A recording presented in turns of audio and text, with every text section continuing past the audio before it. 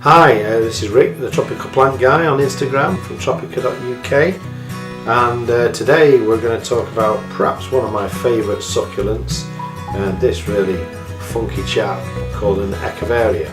There's lots of different versions of this plant, and in Europe and in Holland in particular, they like to do some quite interesting wild things with these.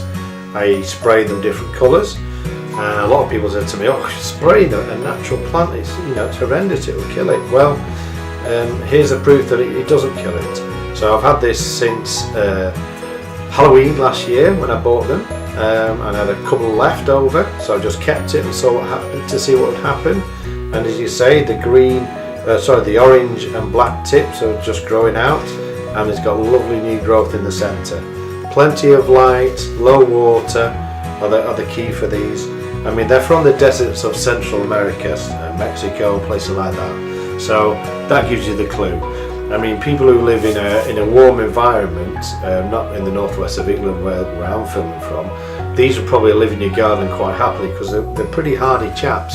They'll tolerate down to even freezing or even as low as -4. But for indoor plant use, which is what I'm all about, they are a really good high sunlight plant to have in your windowsill if that's what you like, or close to good light. Basically, they're a slow growing plant, so one like this will not be up here and out there in a year or two. It will grow maybe by 20% a year, something along those lines.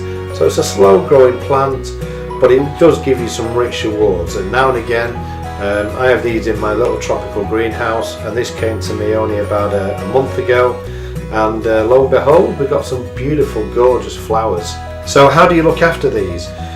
So put them in a sunny spot, ideally. They will tolerate being away from the light, but obviously not in a dark place. We're trying to match nature in our home environment. That's the key to good houseplant care. So you've got to consider where the plant's from, what is it like. Well, this is from the semi-desert. We're in Manchester, there's not semi-desert, so let's give it as much light as we can.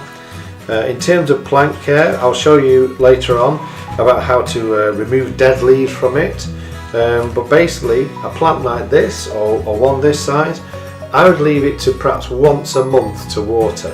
And when you water it and sit it in a tray for maybe 20 minutes, 15 to 20 minutes, no longer than that, let the water absorb into the compost, and then put it back into your pot, back into the same position, and let it just dry out for a long time. As I say, in the winter, perhaps certainly a month. In the summer, 2 to 3 weeks. They want to stay dry.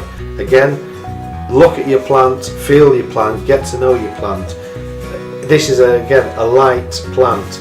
The only heaviness that I've got here is the moisture which is held in the leaves. That's where the moisture is. The compost, as you can see there, is like dust. It's really dry. If you're planting this up yourself, put plenty of this gear in there. This is called perlite, and this is like a hydrated volcanic creation, which helps to put a lot of air into your compost. If it's a really moist, thick compost, they won't like it because they're from the desert. Let's get real. Let's try and match its natural environment into your home.